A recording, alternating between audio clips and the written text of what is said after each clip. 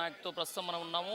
అంబేద్కర్ పైన అమిత్ షా చేసిన వ్యాఖ్యలపైన అసెంబ్లీ ప్రాంగణంలో అంబేద్కర్ విగ్రహం దగ్గర ధర్నా నిర్వహించారు, నిరసన వ్యక్తం చేశారు. దానిపైన తన మాటల్లో తెలుసుకునే ప్రయత్నం చేశారు. చెప్పండి, అమిత్ షా చేసిన వ్యాఖ్యలపైన అసెంబ్లీలో యా ముఖ్యంగా అమిత్ షా గారు పార్లమెంట్ సాక్షిగా మరి రాజ్యాంగకర్త అంబేద్కర్ గారిని అవమానించే విధంగా, మరి ప్రజాస్వామ్యాన్ని అపహాస్యం చేసే విధంగా, ప్రజల మనోగతాన్ని మరి అవమానించే విధంగా వారు ఇచ్చిన స్టేట్మెంట్కి వెంటనే మరి జాతీయ ప్రభుత్వం వారిని సస్పెండ్ చేయాలా, కేంద్ర ప్రభుత్వం వారిని సస్పెండ్ చేయాలి, మంత్రి శాఖ నుంచి బర్తరఫ్ చేయాలి. అదేవిధంగా వెంటనే అమిత్ షా గారు ప్రజలకు క్షమాపణ కూడా చెప్పాల్సిన అవసరం ఉంది.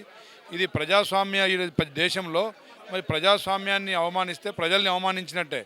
కాబట్టి ప్రజల చేత ఎన్నుకోబడ్డ ఏ నాయకుడైనా కానీ మరి దానికి చట్టబద్ధంగా బాధితుడవుతాడు. వెంటనే వారిని అరెస్ట్ చేయాలి. వెంటనే కాంగ్రెస్ పార్టీ సోషల్ మీడియా ద్వారా వక్రీకరించిన వ్యాఖ్యల్ని ప్రచారం చేస్తుంది కాంగ్రెస్ పార్టీ అని అంటున్నారు అమిత్ షా. ఇప్పుడు తప్పించుకోవడానికి వక్రీకరిస్తారని చెప్పి మాట్లాడడం సబబు కాదు. వీడియో ఎవిడెన్స్తో సహా సోషల్ మీడియాలో తిరుగుతూనే ఉంది. తప్పకుండా వారు మాట్లాడింది ఇది మరి ఒక మూర్ఖత్వంతో మాట్లాడిండు, ఒక మనువాదిగా మాట్లాడిండు. కాబట్టి దాన్ని యావత్ సమాజం దాన్ని స్వాగతించదు. దాన్ని వెంటనే అమిత్ షా గారి మీద చర్యలు తీసుకోవాలని చెప్పేసి కాంగ్రెస్ పార్టీ తరఫున డిమాండ్ చేస్తారు. టీఆర్ఎస్ నాయకులు మాట్లాడుతూ నిరసనలకు మేము ప్లకార్డులు పట్టినా ఏది చేసినా కనీసం లోపలికి కూడా అనుమతించండి. అదే అధికార పార్టీ వాళ్ళ అధికారాన్ని అడ్డం పెట్టుకుని నిరసనలకు ప్లకార్డులు పట్టుడు కానీ నిరసన వ్యక్తం చేసుకుంటూ రావచ్చా అని ప్రశ్నిస్తారు. టీఆర్ఎస్ పార్టీ వారు రోజుకొక వేషంతోనే అసెంబ్లీకి వస్తున్నారు. మరి ముసుగు దొంగల్లాగా, నల్ల దొంగల్లాగా మరి అసెంబ్లీలో వచ్చి వారు గతంలో శాసనసభలో పెట్టిన రూల్స్, గత ప్రభుత్వంలో పెట్టిన రూల్సే కదా, ఇప్పుడు కొత్తగా పెట్టింది కాదు. అసెంబ్లీ శాసనసభలో ప్లే కార్డ్స్ ప్లే చేయకూడదు, అదేవిధంగా నినాదాలు ఇవ్వకూడదని కేసీఆర్ గారు పెట్టిన రూల్స్ రెగ్యులేషన్స్ అవి. దాన్ని ఫాలో కమ్మని చెప్తున్నాం తప్ప మేము ఎక్కడ కాంగ్రెస్ అధికార పార్టీ ఎక్కడ ప్లే కార్డ్స్ ప్లే చేసింది లేదు. అదేవిధంగా వారిని చట్టసభలో చర్చించమని చెప్పి అవకాశం ఇస్తున్నాం. గత 10 సంవత్సరాల్లో ప్రతిపక్షాలని ప్రశ్నించకుండా వాళ్ళు ముందే మరి అందరినీ బయటకు పంపించేసి బిల్లులు పాస్ చేసుకునే సంస్కృతి ఉండేది. కానీ కాంగ్రెస్ రేవంత్ రెడ్డి గారి పాలనలో, ప్రజాపాలనలో ఒక స్వేచ్ఛను కల్పిస్తూ చర్చించడానికి వారికి అవకాశం ఇస్తున్నాం.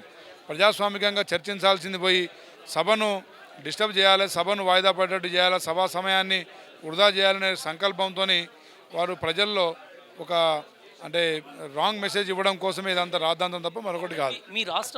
మన రాష్ట్ర ముఖ్యమంత్రి రేవంత్ రెడ్డి, మీ ముఖ్యమంత్రి గారేమో మొత్తానికి ఆదానితో దోస్తాన్ చేస్తున్నాడు, కాంగ్రెస్ ఎమ్మెల్యేలేమో ఈరోజు బీజేపీ పైన నిరసన వ్యక్తం చేస్తున్నారు, బీజేపీకి వ్యతిరేకంగా. ముఖ్యమంత్రి ఏమో ఆదానితో దోస్తీ చేస్తున్నాడు అనే ఆరోపణలు. ఆదానితోని గత ప్రభుత్వం కేసీఆర్, కేటీఆర్ గారే సంబంధాలు కలుపుకొని వ్యాపార సంబంధాలు వారు ఏర్పరచుకున్నారు.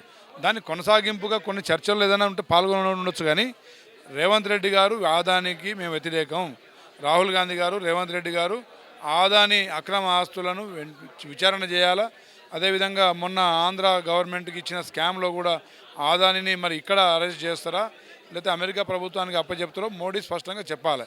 అంతే తప్ప టీఆర్ఎస్ స్టాండ్ కూడా ఏంటి, ఆదానికి మీరు సపోర్ట్ చేస్తున్నారా, వ్యతిరేకిస్తున్నారా, అది చెప్పాల్సింది పోయి రేవంత్ రెడ్డి గారితో సంబంధాలు ఉన్నాయని చెప్పేసి అది అంటే అసత్య ప్రచారాలు కరెక్ట్ కాదు. రైట్, ఇదండి. అంటే మొత్తానికి టీఆర్ఎస్ స్టాండ్ చెప్పాలి. ఆదాని ఏదైతే రేవంత్ రెడ్డి ఆదాని దోస్తానని ఏదైతే వ్యాఖ్యలు చేస్తున్నారో దానిపైన ఓవరాల్గా అమిత్ షా చేసిన వ్యాఖ్యలపైన కూడా బీఆర్ఎస్ స్టాండ్ అనేది అసెంబ్లీలో చెప్పినట్లయితే ఖచ్చితంగా మేము దాని మీద తీర్మానం పెట్టడానికైనా సిద్ధమే. నిన్న అందుకే కదా కాంగ్రెస్ పార్టీ గవర్నర్ బంగ్లాకు కూడా ముట్టడికి వెళ్ళింది అని చెప్పేసి కాంగ్రెస్ ఎమ్మెల్యేలు అంటున్న పరిస్థితి. కెమెరామ్యాన్ విజయ్తో శేఖర్, అసెంబ్లీ నుండి.